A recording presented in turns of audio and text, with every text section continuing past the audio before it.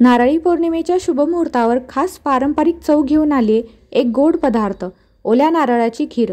अगदी रबडीलाही मागे टाकेल इतकी टेस्टी आणि झटपट होणारी ही खीर, श्रावणातलं गोडपण जपणारी ओल्या नारळाची खीर। खास नारळी पौर्णिमेच्या दिवशी ही रेसिपी तुमच्यासाठी। कुठल्याही प्रकारचा खवा किंवा मिल्क पावडर काहीही न वापरता घरातच उपलब्ध असलेल्या साहित्यात मस्त मलाईदार आणि रबडीसारखी ओल्या नारळाची खीर कशी बनवतात ते बघूया। सर्वात आधी कढईमध्ये 2 ते 3 चमचे तूप घेऊया। तूप छान वितळलं की त्यामध्ये आपण काही ड्रायफ्रूट्स भाजून घेणार आहोत। इथे मी काजू आणि बदामचे तुकडे करून घेतले आहेत। काजू बदाम याबरोबरच तुम्ही पिस्ता, चारोळेही घेऊ शकता। जे तुमच्याकडे उपलब्ध आहेत ड्रायफ्रूट्स ते तुम्ही यामध्ये घ्या। तुपामध्ये छान कलर बदलेपर्यंत भाजून घ्या। अशा पद्धतीने लो फ्लेमवरतीच ड्रायफ्रूट्स सगळे आपण तळून घ्यायचे आहेत। तळून झाले की 2 ते 3 मिनिटांनी तुपातून बाहेर काढून घेऊया। आता याच तुपामध्ये मी 1 वाटी ओला नारळ जो असतो तो खवून घेतलेला आहे आणि या तुपामध्ये छान कोरडं होईपर्यंत, कलर बदलेपर्यंत भाजून घ्यायचा आहे। या खिरीचे फायदेही खूप छान आहेत। ते कोणते कोणते तर नारळात नैसर्गिक फॅट्स आणि फायबर असतात जे शरीराला ऊर्जा देतात आणि पचन सुधारतात। नारळातील हेल्दी फॅट्स हृदयासाठी चांगले असतात। नारळामध्ये कॅल्शियम, फॉस्फरस आणि मॅग्नेशियम असतात जे हाड आणि दात मजबूत करतं। नारळ त्वचेला नितळ आणि केसांना मऊ व चमकदार ठेवण्यास मदत करतो।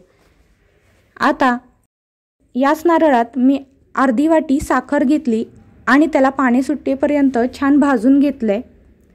पाण्यात हा नारळ छान शिजवून घ्यायचा आहे। जे साखरेचं पाणी सुटतं त्या पाण्यामध्ये हा नारळ आपण छान असा भाजून घ्यायचा आहे। अशा पद्धतीने तुम्ही बघू शकता ह्या नारळाचा कलरही छान बदललेला आहे। आता आपण यामध्ये भाजून घेतलेले ड्रायफ्रूट्स घालून घेऊयात। थोडे ड्रायफ्रूट्स मी शिल्लक ठेवलेत, नंतर मी गार्निशसाठी थोडी वापरणार आहे। व्यवस्थित मिक्स करून घेऊया आणि आता यामध्ये आपण 4 ते 5 कप दूध घालायचं आहे। इथे मी म्हशीचं दूध वापरलेलं आहे। हे उकळून थंड केलेलं दूध आहे।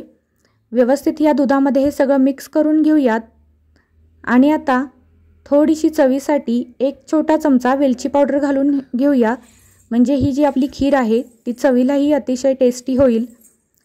व्यवस्थित मिक्स करूया आणि याला एक छान उकळी येऊन देऊयात। अशा पद्धतीने उकळी आली की आता गॅसची फ्लेम लो करूया आणि 5 मिनिट मंद आचेवरती ही खीर छान अशी शिजून देऊया। 5 मिनिटानंतर चेक करूया। खीर आपली अगदी छान झालेली आहे। अगदी रबडीसारखी मलाईदार खीर तयार आहे।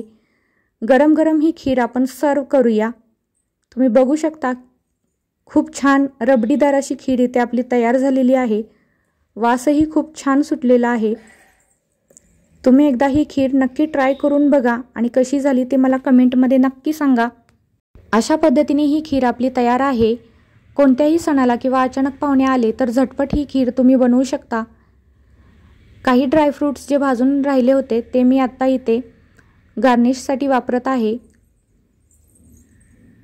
रबडीसारखी मलाईदार ही खीर होते। तुम्ही नक्की ट्राय करून बघा।